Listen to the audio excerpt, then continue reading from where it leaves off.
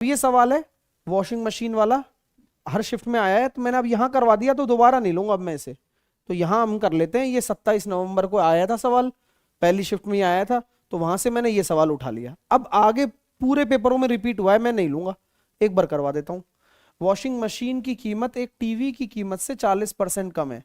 Washing machine की कीमत TV की कीमत से 40% कम है। 40% को अगर आप फ्रैक्शन में बदलते हो, आप 2/5 कह देते हो, तो 40% कम है, यानी कि टीवी की कीमत अगर 5 है तो 2 कम कर देंगे तो 3 हो जाएगी। तो ये तो हो गई पर आर्टिकल प्राइस। अब बात आती है क्वांटिटी की। 5 वॉशिंग मशीन और 2 टीवी, तो 5 वॉशिंग मशीन है और 2 टीवी है। तो अगर मैं ओवरऑल बात करूं तो देखो, 5 तिया 15 और 5 दूनी 10, 5 तिया 15 और 5 दूनी 10, तो 3:2 आपका क्या हो गया, वो वेटेज आ गया। अब इसमें बोला गया है कि सर टीवी की कीमत तो 76% कम और वॉशिंग मशीन, तो डायरेक्टली आप देख सकते हो कि 52% का तो क्या हो रहा है, इंक्रीमेंट हो रहा है इसमें, और इसमें 76% की कमी आ रही है।